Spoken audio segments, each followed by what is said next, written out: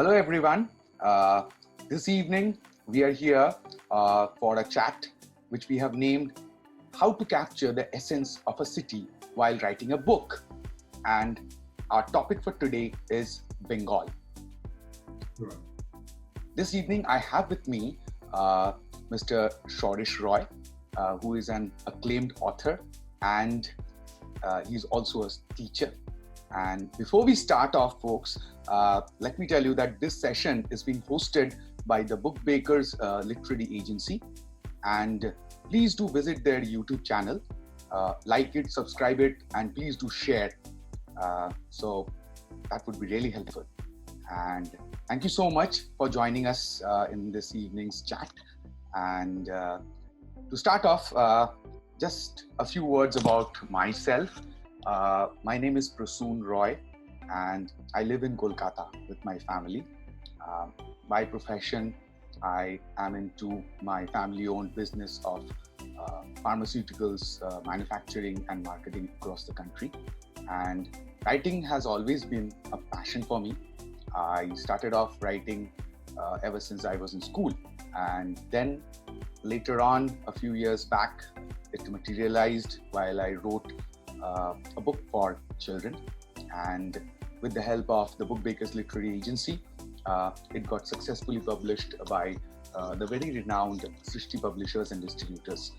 And then my second book, which is called The Good Wizard, which is also for young adults as well as a global audience, I would say, has also been published by Srishti. I'm thankful that I'm working on quite a few other projects which are in the pipeline. And I'm hopeful that some of those books would soon hit the racks. And these are the two of my books. Just wanted to show it to everyone. Ringo and the Yogi, my debut book, and The Good Wizard, the second one, which has already been published. And thank you so much for all the love that you have showered on me and my books. And over to you, Sourish. And I'm sure everyone would love to listen to your journey. First of all, the introduction could not have been better. Just the way it should have been. Okay. Hello, all of you. Myself, Sourish Roy. I live in a small town in northern Bengal. It is Jalpaiguri. Myself, my profession, a teacher. Yes, like Prasun too. I have cherished the dream of being a writer all the time, always. And finally it came to be true another 2 years back. My book Tales from Bengal, and then again the second book came out. It's a murder mystery, and the writing is going on. Yes, I wanted to create something of my own, and the dream has come true. I'm quite happy to produce these things and still busy with writing. Some more things are coming out, and quite pleased that I'm doing my job as a writer. And that's all. And I would like to add that Sourish is from a place which is beautiful. Jalpaiguri is, I think it's like the gateway to the Duars, which is the northern frontiers of Bengal, and it's beautiful. I just love, whenever I go there, it gives us a refreshing feel. So you're lucky, man. You are from that place. And it sounds quite astounding that a man belonging to Kolkata is simply praising a small town like Jalpaiguri in the north. Quite silly, quite. I can't say. And I would like to tell the whoever is listening to us that this is like a coffee table discussion which is being done virtually. So we have our individual coffee or bottle of water with us. I was having mine a few months back. I just drank my tea, so I didn't ask for the coffee. But whatever. So let's just discuss a bit about the subject that we are talking about today. It's because we both have had the honor to write, which has been published about the place where we belong to, which is Bengal. Yes. a place which is diverse in many manners, in geographical manners. You have an ocean, you have the mountains, you have everything, which is, it's like a small continent that I can say about Bengal. And also the cultural diversity that has flown in through the ages, through the years, to our state. And I would just like to ask you something, Sourish, because your first book, The Tales from Bengal, they were fantastically written, and you had covered the essence of each small place, and you have brought in the flavor of that place in the plot of that story. So just tell me something, like when you are writing for a certain locality, and especially like in the Tales from Bengal, that locality plays a very prominent role. So you have ventured into a kind of macroscopic view while you are picking up the essence of a place. So why did that attract you, and why did you choose to do so? First of all, we should thank the bookmakers that they have brought about this opportunity before us to discuss these serious issues. So, like putting up our own places through our stories. Right. You too have done the similar thing through your books, whatever your vision so far. Actually, I have gone through that, my books. Okay, that book, except the one that writes about Uttarakhand. Okay, okay. As you have asked this question, let me tell you one thing. I believe story is never possible without the culture, the people, the ethnicity, and the tradition. So when you are writing, or when you are describing some character, or whether you are delineating some characters and putting them into the plot, you are not only describing those characters, you are also delineating the things, rather every bit of everything that is associated with those character or that particular protagonist you are going to discuss, or you are discussing this. Right. See, I belong to Jalpaiguri especially, okay? But I must say that yes, I love my Jalpaiguri more than that. I love this northern Bengal, which is full of green, as you have mentioned already. Yes, and believe me, I thought that there's still so much to say about this place. These unseen, unexplored, less traveled, less trailed, this kind of people do not visit these places most often, okay? I thought that I had to do something. Then I took up my pen and I had my plots ready. I just put my characters into them, okay? And the stories became as they are now in a complete story form.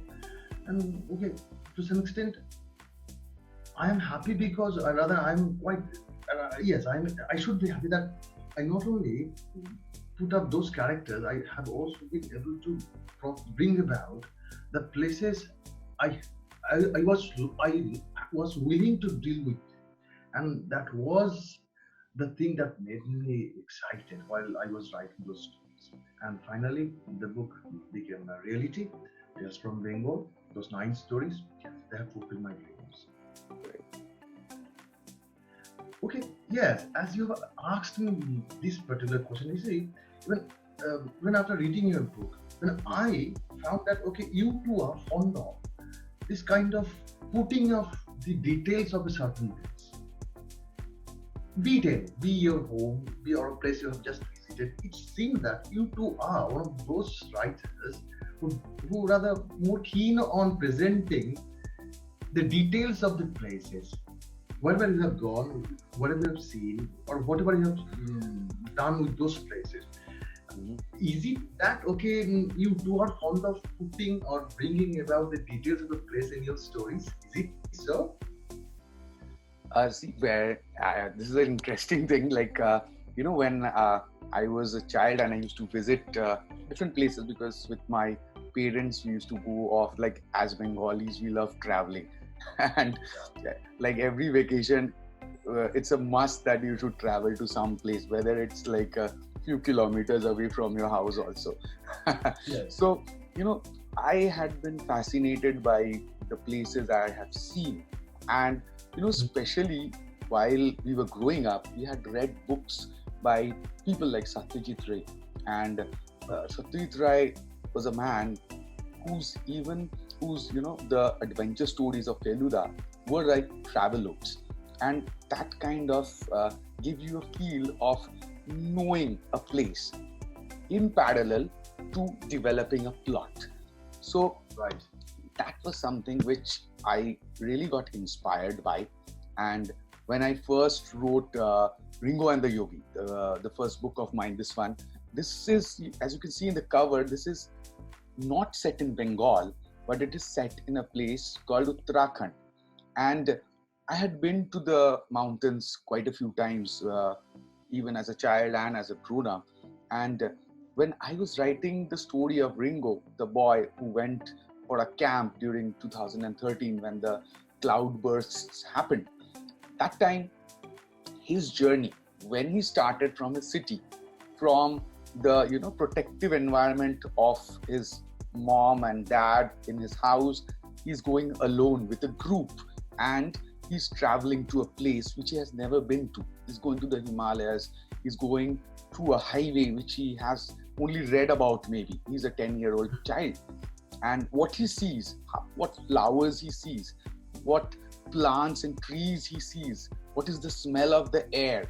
So I'm not saying that we'll overdo this, keeping in mind that the reader should also know how fast the plot proceeds, because the book certainly has a word limit, and a child or whoever is reading, they do prefer it to be a crisp one.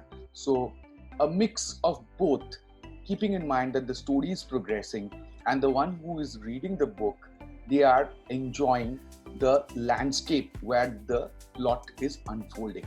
So that is what I try to incorporate in my story. So that's what I just had to say. And let me ask you something, Sourish. We haven't met in like last 4 years. We met 4 years back. So Yes. In the meantime, 2 of your books have come out, and the third one I believe is baking up. So Yes. just tell me something. I'm sure that you would definitely put in a flavor of Bengal in your third, venture also.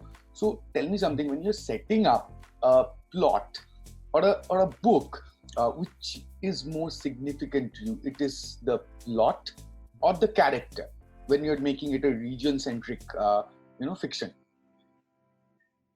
Okay, good question. Tricky one. See, to me, both are important.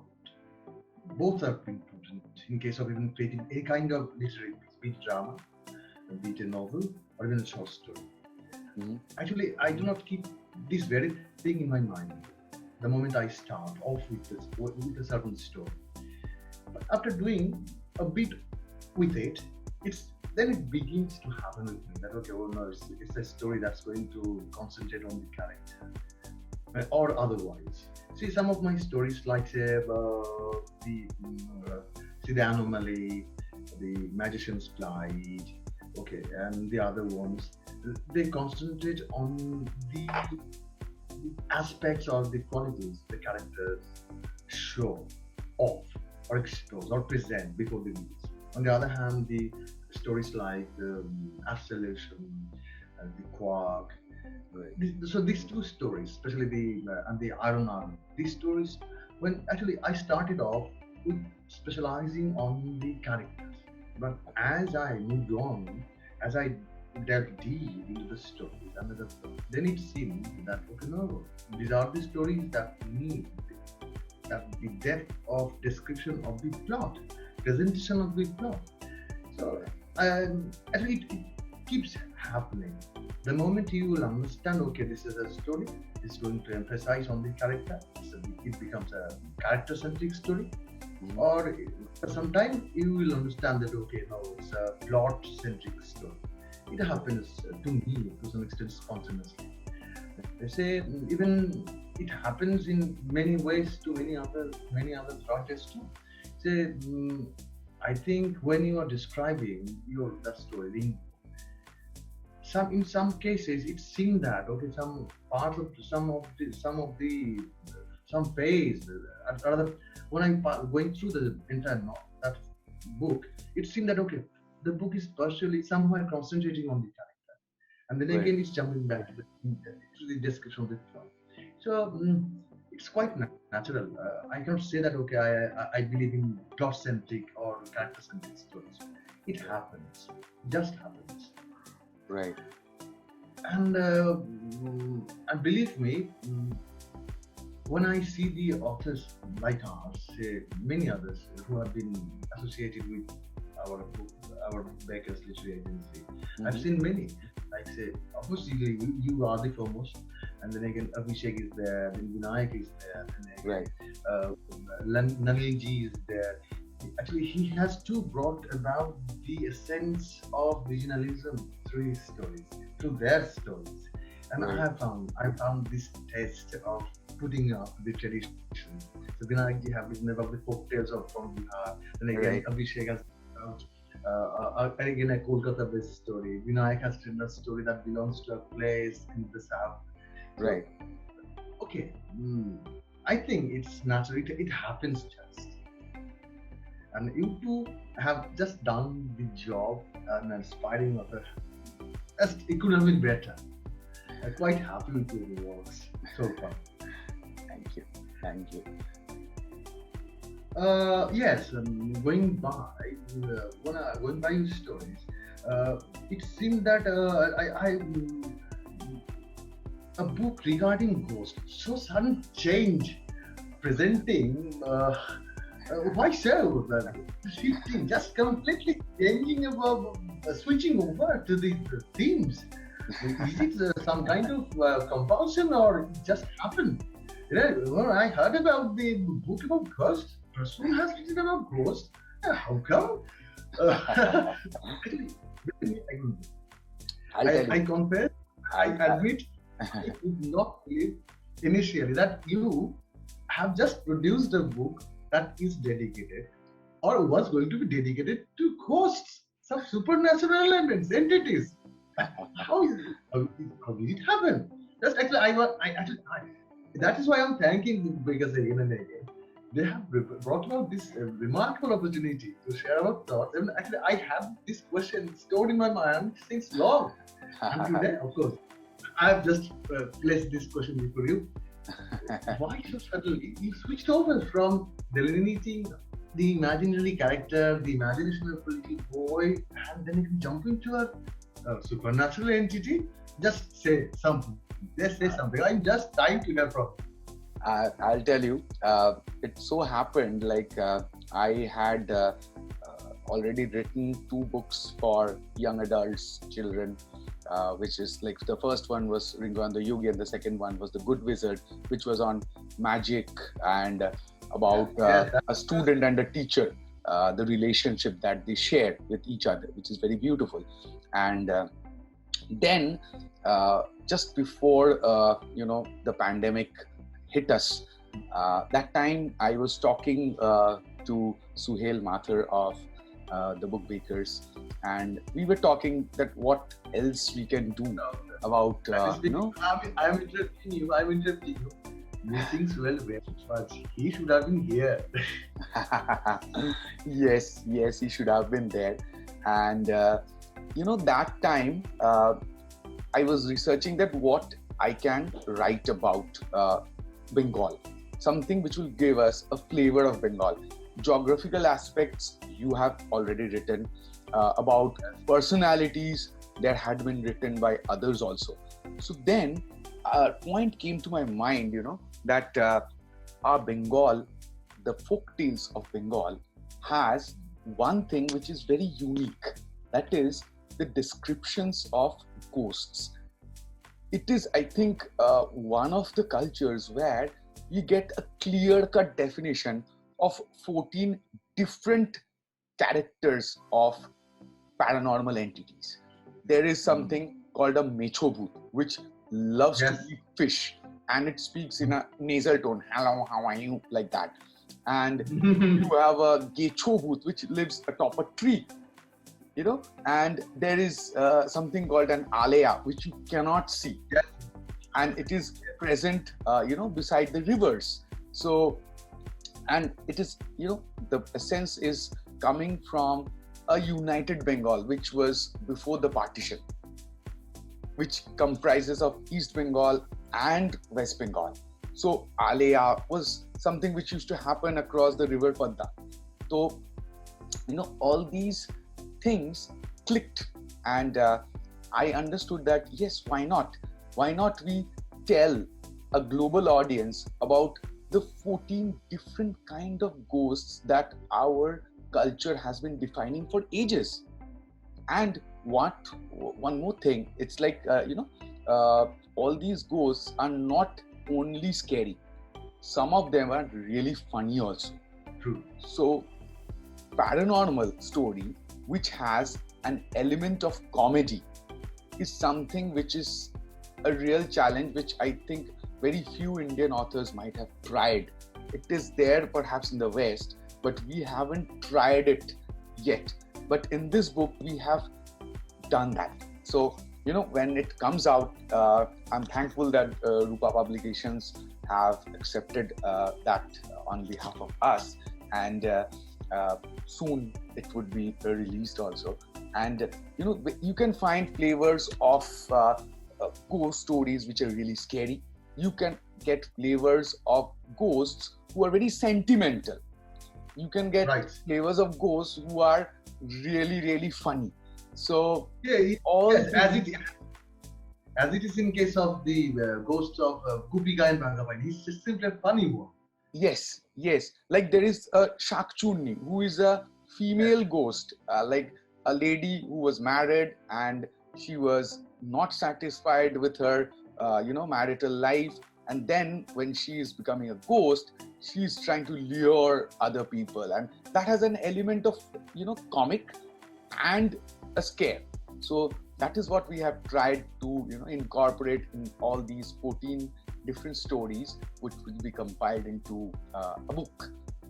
We have named it as the Spook Tales. You have already started along the path called versatility. If I'm not wrong. Yeah, and it's thanks to, again, I would say thanks to Suhail Mathur, who is, helming the book bakers. He's always pushed all of us to try something new. And in the last 2-3 years, I must admit that I have tried a lot of various topics, like different topics. And soon we would be, letting people know that what all we have been trying to do so far. But yes, every topic is very, very different from the other one. So we have tried to touch all possible genres that we say. It has to be this way all the time. Thanks. But let me ask you something, Sourish. Like when you are writing for a region, and today we are talking about Bengal. So do you have any preference of any particular timeline that you prefer to write about? Okay, if you have asked me this question regarding preference for a certain timeline, say be it whether it is past, present, or future. Yes, like whether you want to write about the colonial era or the modern time, or any particular timeline that you feel is something which is like you love to write about. Got it. Okay. Yes, I confess. I live in the present. I write about the present. See, it helps being a writer of the present. See, if you're living a certain era, it doesn't require much of the help, rather the external help in form of resources. Actually, you're already living that particular age or decade. You have seen things. You are observing the changes. Right. So, from that perspective, from that angle, you are not going to require that much of rather referential assistance. So you may not have to look into the books, as because you are already there. Only thing you have to do is Go find your character, see things happen around you, observe them, and you know how things happen these days, how things have been happening over the past few years, how they used to be 10 years back. You have seen them too, and you can imagine from that experience, on the basis of your experience, how the things are going to be in the next 10 years.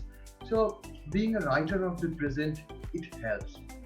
But yes, that's why, and maybe yes, that's why I have chosen the period that are concerned with the issues of the present, be it political, be it economical, be it socio-economical, be it geographical, be it characterization, be it plot construction, whatever it is. But I believe if you are living a certain era, you are spontaneously prolific with regard to that particular age that you are living yourself. So that's why, okay, in some cases or in some stories, I may have brought about the things of the past, but they're not that much older. Even that past too, maybe I have seen. Maybe. So in my stories, I never write about the past. Generally, I don't try to deal with the past that I've not seen. I prefer writing about the present. I prefer dealing with the things that are happening right now. All my stories, even all my fiction, even the modern mystery that came out a year back, Red Rum Mother, that too deals with the era that is not far off. That is not say way back in the 40s or 50s. It just happened in say maybe the 90s or the early 2000s. An era where we have lived like that. Yes. So that's why I prefer. But tell me, Sourish, do you think the multifaceted ethnic values and traditions of our society, specific to Bengal, like we are talking about Bengal, so I'm seeing Bengal, is it the driving factor that takes our stories and books to a global acceptance? You know, many others have asked me this question.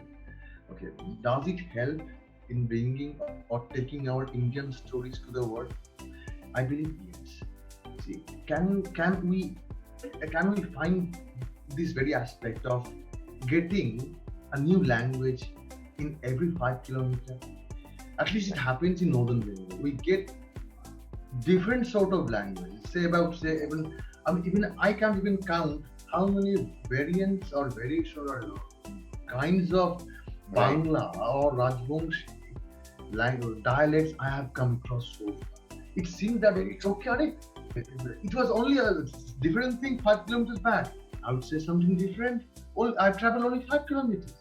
Right. See, with language, the culture changes, the tradition changes, the norms changes. So everything changes. Say barely after 10 kilometers. So every 10 kilometer decides the things for a certain place. Can we find this particular asset of society anywhere in the world? Say here in Bengal too, we speak so many dialects of Bangla. There is Kolkata Bangla, there is Khoti Bangla, there is Bangal Bangla, there is Kishorganji Bangla, there is Chattogramis Bangla, there is Sileti Bangla. Exactly. So and even if you go to places like Bankura and Purulia, their dialect of Bangla is so different. So different. So that is why, I think that is why, and that's what makes our stories, especially the stories that are built on or other around or other that are culture centric, that are ethnicity centric. They are bound to appeal to the readers of the world. I don't believe they have this opportunity to come across so much of change, so much of variety in such a small place. See, Bengal is a place. Bengal is perhaps the only, as you have already mentioned. See, just think about our own Bengal. It's the only state, perhaps. Yes, it's the only state in India that connects the Himalayas with the seas. Just think about it. So much to write about it. Right. In the north, there are the Himalayan peaks. And in the south, there is the Arabian Sea. So can you find anywhere so this much of difference within so short span of distance? Nowhere. So yes, that's why I believe. But tell me something. Both of your books have focused primarily on North Bengal, the duars, the beautiful landscapes that are there. But for your upcoming projects, are you thinking about writing on the other parts of Bengal? I knew you'd ask that question. I was ready for that. Yes, there's a surprising element in the upcoming book. It's a historical mystery. It's going to have almost everything you can ask for from a a mystery, a history, a combination of everything, historical characters, present day, past, even the future, That's everything does that. And yes, it involves Netaji, it involves Vivekananda, it involves Aurobindo, everybody. Wonderful. And yes, and yes, remember, it's going to be a mystery that involves Netaji. And yes, actually, and the story somehow just it came up to my hands. I just grabbed it and built my plot around it, and the story just took the form, and I submitted it to Suhail once again, and he was just ready to accept it. And of course, he was a man to trust with your manuscript, and I have spent every time with it. That's why I'm saying, I'm missing him very much. He's a man. Exactly. What's the key? Suhel, তুমি এখানে থাকলে খুব ভালো হতো। Okay, does he understand Bangla? Does he? He will understand this, I believe. Yes. Okay. Another thing, I was just thinking about your books. See,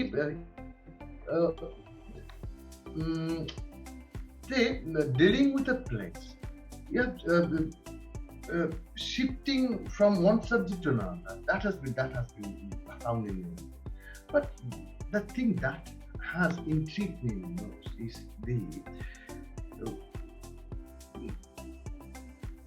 how could you manage a man like Joyce Sengupta to be associated with presentation of yours, say the presentation of the Bengal essence, the presentation of the untold stories of the untold stories related with Bengal. Of course, he's a man of theatre. We see him in the screens, on the screens. But I never knew that he too is a man of who takes interest in literature. He does. I would like to. He does. He's a very, very nice man. And in fact, through Suhail only, I got the first opportunity to interact with him when he was visiting the city. And, two things that you asked. Firstly, it's like trying different subjects that you said.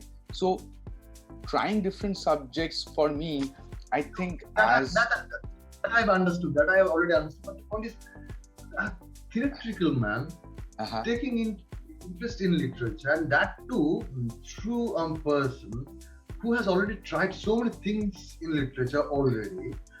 Children, ghosts, society, ethnicity, Kolkata, Uttarakhand.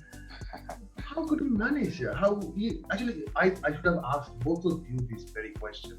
How you do have managed this amalgamation? I know Joyda would have loved to be in this conversation. And, he when I met him and I told him that I want to work with you on a few subjects, and I told him that, Joyda, I have this idea about ghost stories from Bengal. And there was another idea which we are pursuing. I'll reveal it in time when it's time. And both these books are with eminent publishers. So when I told Joyda, he was very open-minded because he's a very creative person. And he said, yeah, let's do it. And I said that fine, I will search up the topics and then we can brainstorm and then we can co-author it. And when the process began, Joyda is a man who is working throughout the month or the year. he's always on the move, and he's not in Bombay, stranded for many days, and he seldom gets to visit Kolkata also. But whenever he comes, he makes sure that we spend an evening together. And the best part of it was when I'm making a plot and I'm discussing with Joyda, he gives in his viewpoint from the point of view of a filmmaker, a storyteller. He has That's taught what me I a lot. was going to ask.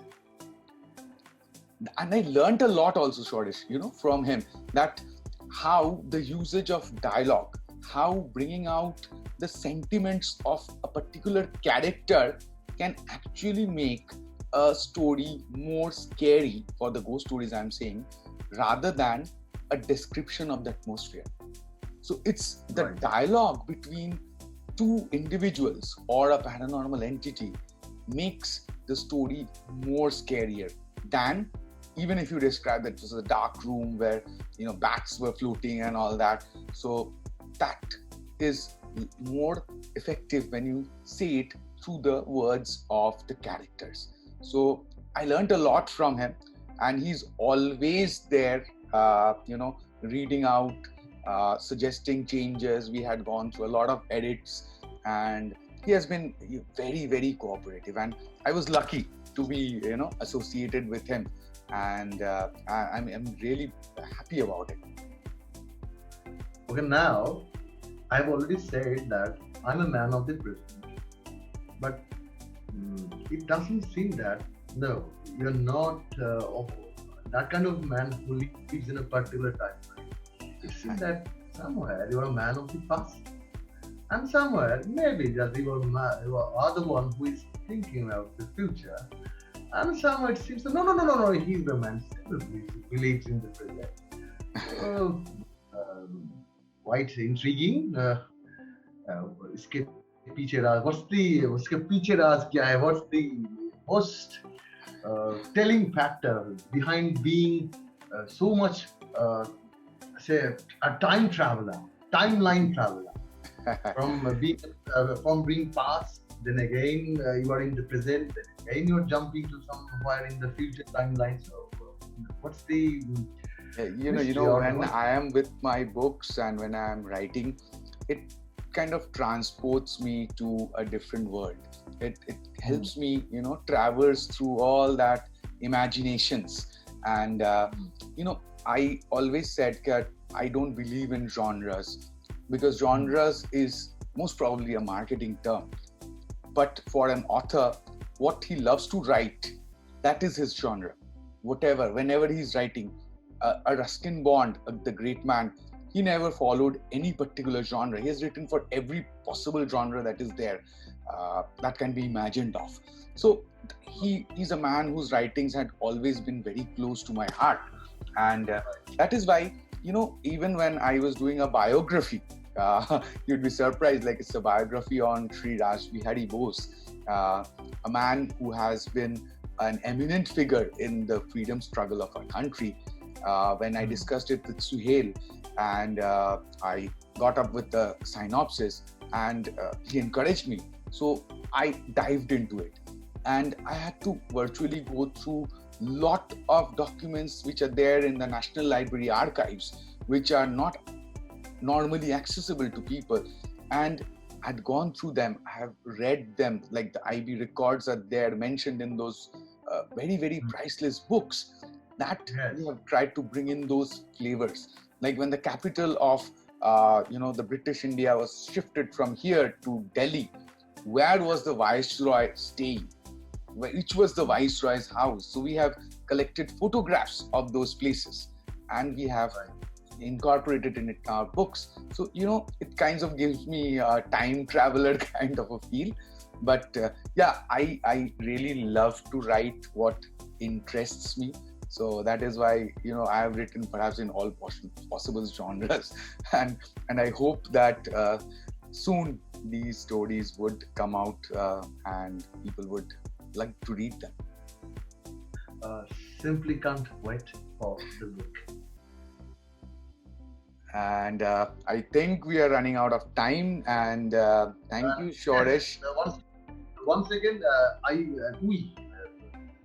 we must thank the book bakers and that magic man, the swell, the only one and only swell man. Actually, I have so many queries. Actually, I was storing them. I knew that someday I will have this opportunity to talk to you regarding these things. And yes, today, only because of the book bakers and king, we have been rendered with this opportunity. Yes, and I'm really so happy, I could talk to you like this in front of me after the last 4 years. Refreshing one. Like I had been shuttling to North Bengal quite a few times in between, but I never got an opportunity to catch up with you.